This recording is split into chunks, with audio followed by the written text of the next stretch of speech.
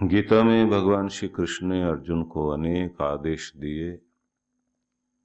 अर्जुन ने उनको सुना और उसके बाद उसका मन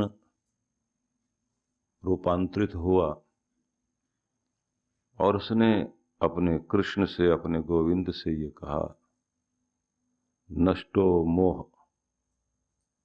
स्मृति लब्धा, नष्टो मोह स्मृति लब्धा त्वत्प्रसादान् मया च्युत स्थितोऽस्मि गत संदेह करिष्ये वचनम तव। हे कृष्ण, आपकी कृपा से, आपके संदेश और उपदेशों से मन में जो मोह था, जो सम्मोहन था, वह नष्ट हो गया है और मुझे खुद की याद आ गई है कि मैं क्या हूं। स्वयं में स्थिर हो गया हूं और मेरे सभी प्रकार के संदेह चले गए। ये सब आपकी कृपा से हुआ। अब मैं केवल आपके आदेश का ही पालन करूंगा। करिष्ये वचनम तव, जो आप कहते हैं उसका पालन करूंगा।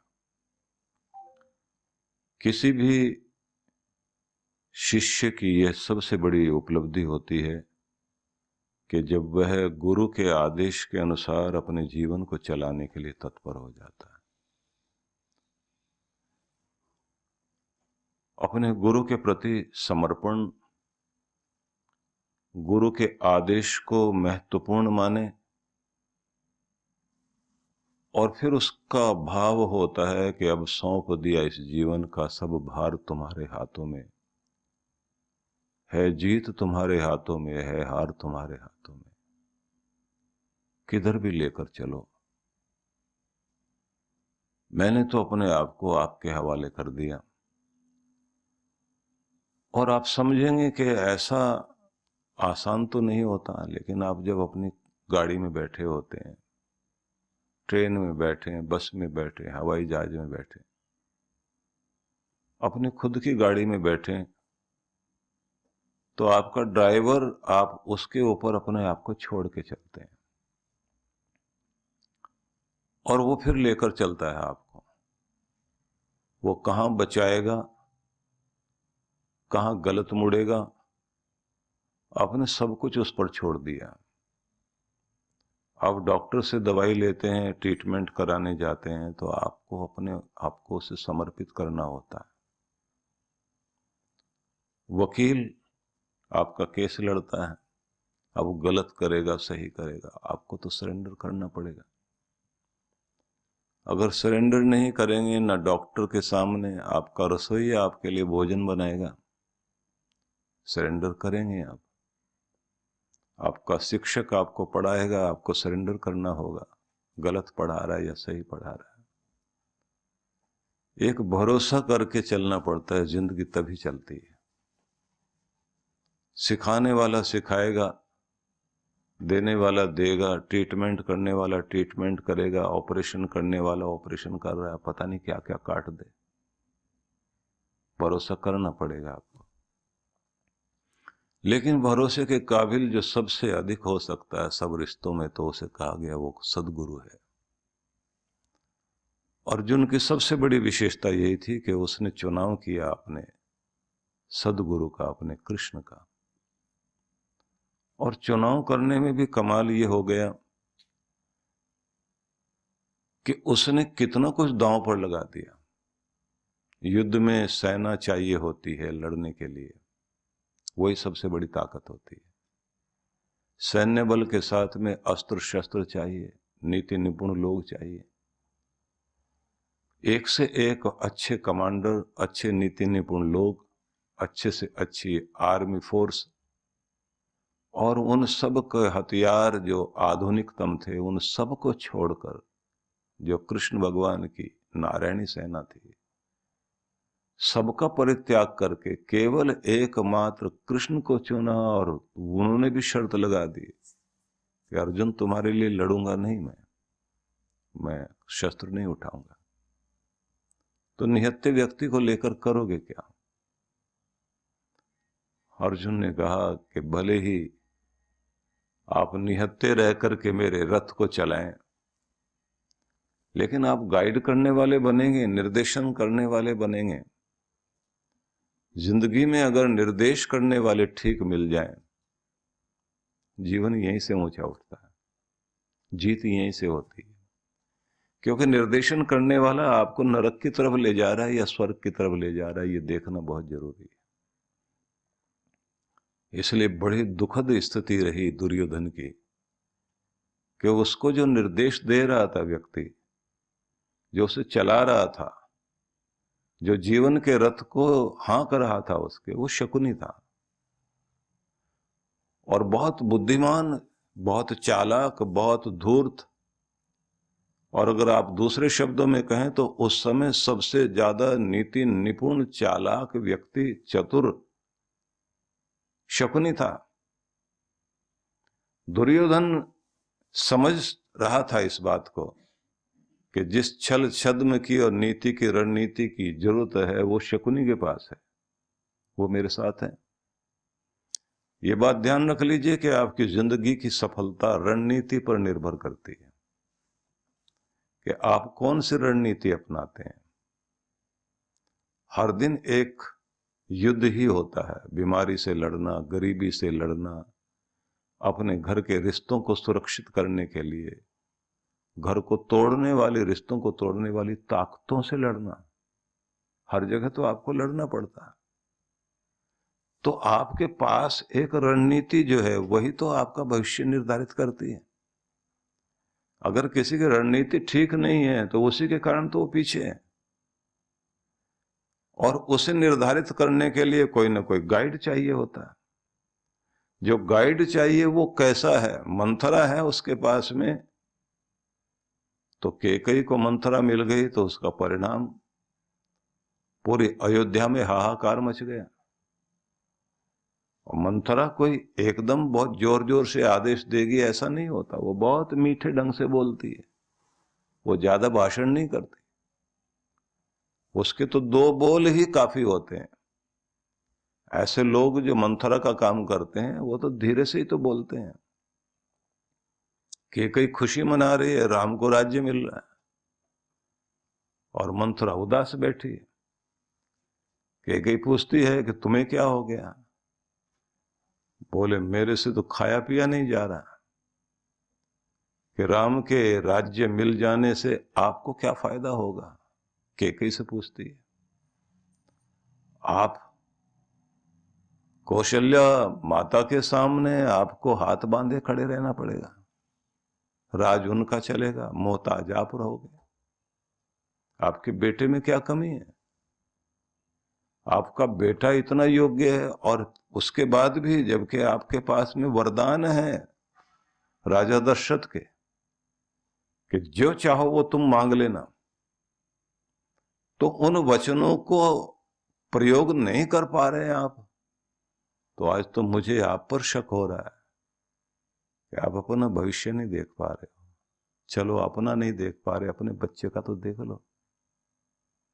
इतना ही काफी हुआ उसका बोलना। हर मां अपने बच्चे का भविष्य ढूंढती है, और यही है वो समय, वो मोड़ पर खड़े हो, ये चौराया है जहां से या तो आपकी जिंदगी महारानी वाली बनेगी और आपका बेटा राजा बनेगा, या फिर हाथ बांध के खड़े रहना पड़ेगा जिंदगी भर। अपनी शक्ति का उपयोग कीजिए।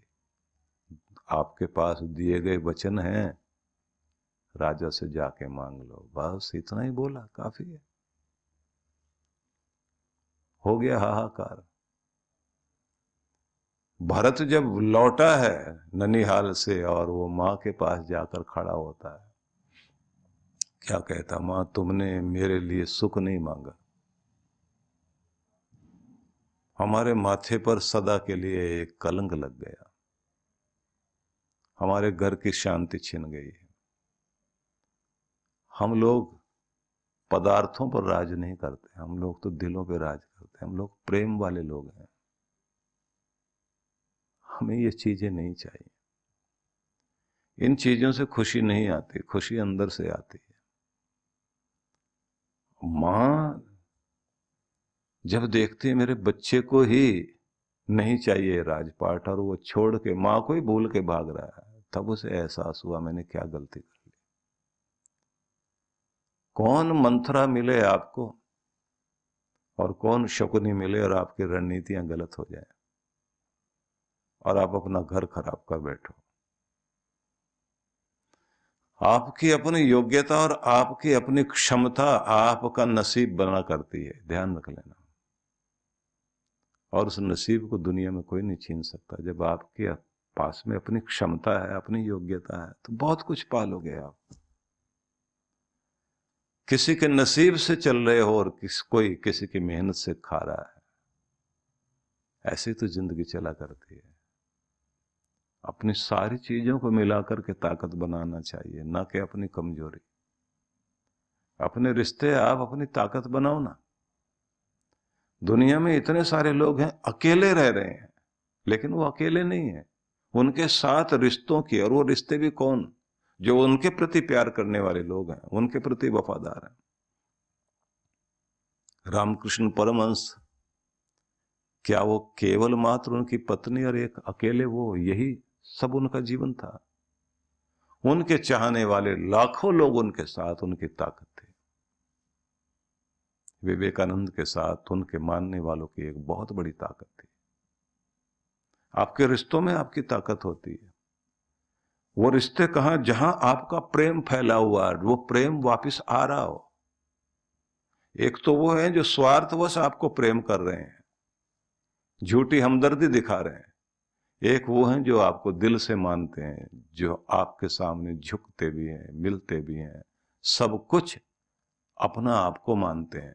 वो आपकी ताकत है, बहुत बड़ी ताकत होती है वो। आप समझिए, इतने सारे लोग दुनिया में जो अकेले बैठे काम कर रहे हैं, इतनी बड़ी ताकत उनके साथ में होती है। और जो नकली पद के कारण जिनके आसपास लोग हैं,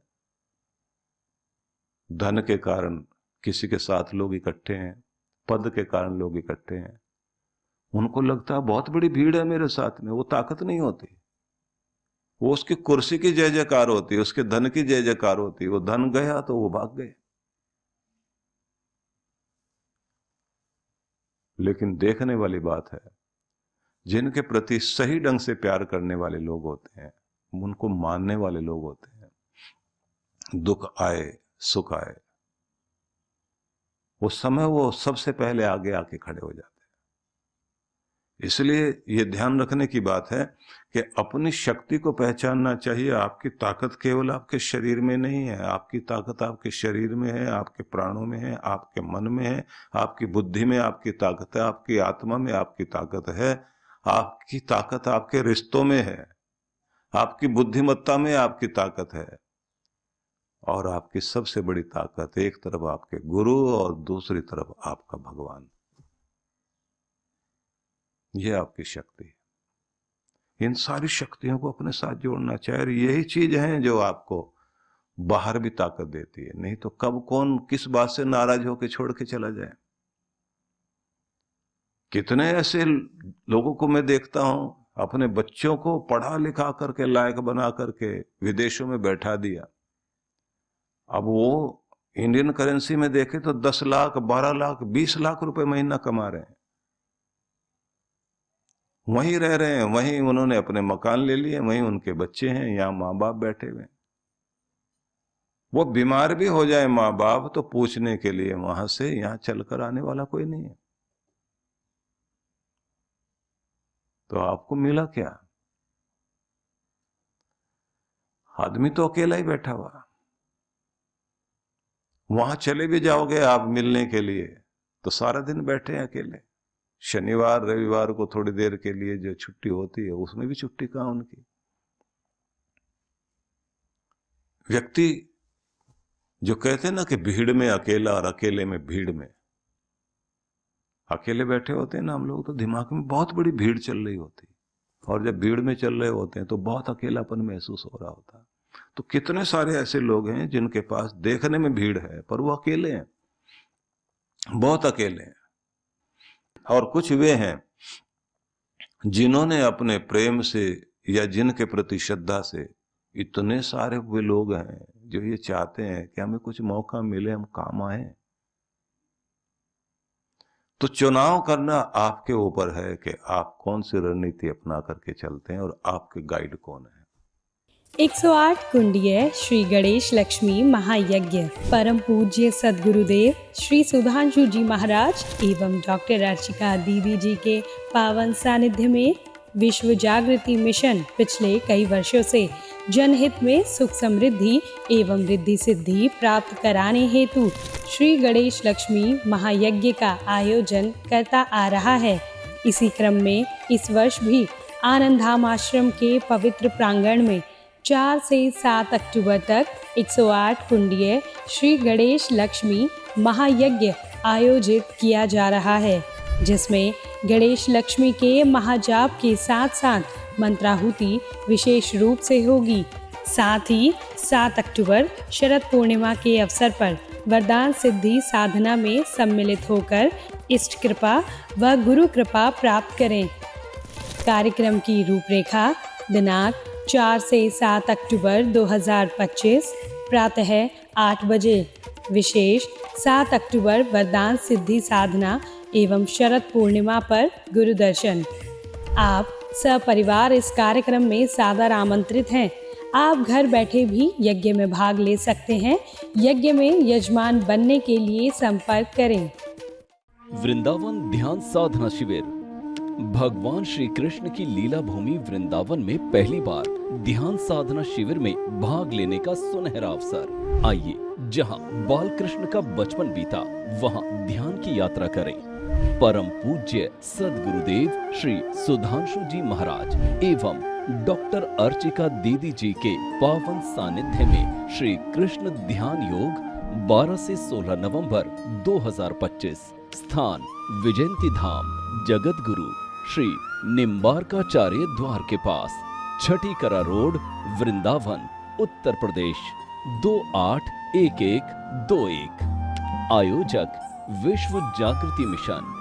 पंजीकरण व अधिक जानकारी के लिए संपर्क करें 9589938938 9685938938 8826891955 93122843990।